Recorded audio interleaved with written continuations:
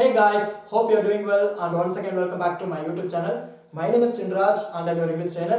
Friends, if you want to learn English, you must first begin to talk English. Well guys, let's go straight to today's lesson.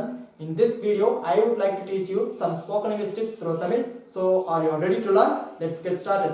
Before let's get started, if you are new to this channel, please do subscribe this channel and also press the bell icon for new videos.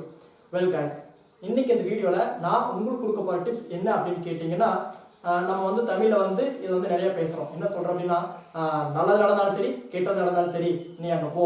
நல்லதானாலும் சரி, கெட்டதானாலும் சரி, நீ இத வாங்கு. நல்லதானாலும் சரி, கெட்டதானாலும் சரி, நீ சொல்லு.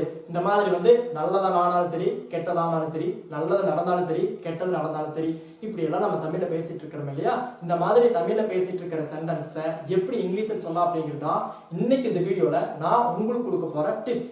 So friends, this will be very interesting and useful. So அதுக்கு உங்களுக்கு ஸ்ட்ரக்சர் கிளியரா தெரியணும். இதுக்கு ஸ்ட்ரக்சர் அப்படினு பாத்தீங்கன்னா look at this board. Okay, for better or for worse.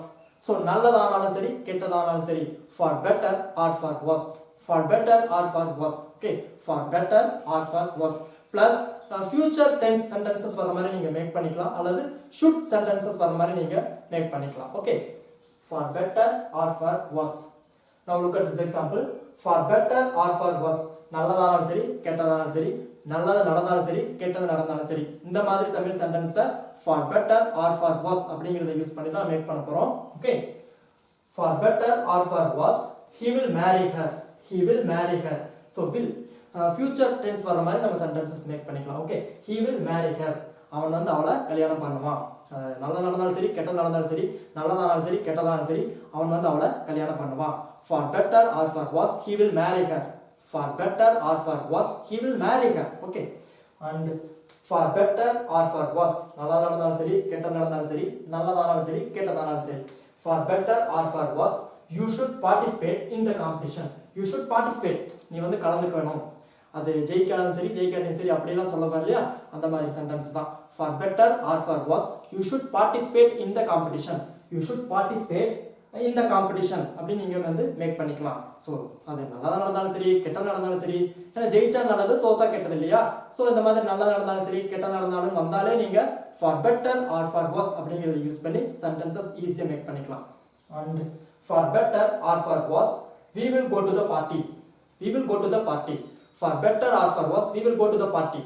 அது என்ன நடந்தாலும் சரி நாங்க போவோம். அது நல்லதே நடந்தாலும் சரி, கெட்டதே நடந்தாலும் சரி, நாங்க பார்ட்டிக்கு போவோம். So for better or for worse, we will go to the party.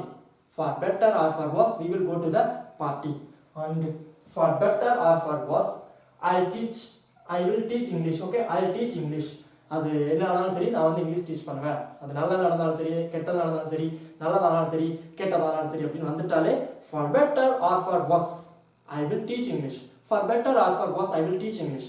For better or for worse, you will learn English. Okay, and the last one in our list is for better or for worse, you should say something. You should say something. இப்போ உங்களுக்கு கிளியரா புரிஞ்சிருக்கும்.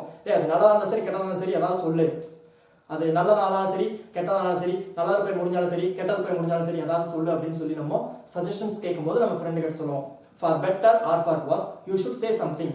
For better or worse, you should say something. So இந்த மாதிரி வந்து for better or for worse அப்படிங்கறத நல்லதானாலும் சரி, ஐ மீன் good bad அப்படிங்கிற இடத்துல நீங்க யூஸ் பண்ணிக்கலாம். ஓகேவா? இதை யூஸ் பண்ணி ஃபியூச்சர் டென்ஸ் சென்டென்சஸ் வர மாதிரி நீங்க மேக் பண்ணிக்கிட்டீங்கன்னா ரொம்பவே யூஸ்ஃபுல்லா இருக்கும். Thank you for watching this video. If you like this lesson, click the like button. Don't forget to click the like button and don't forget to subscribe this channel for new updates. Thank you so much.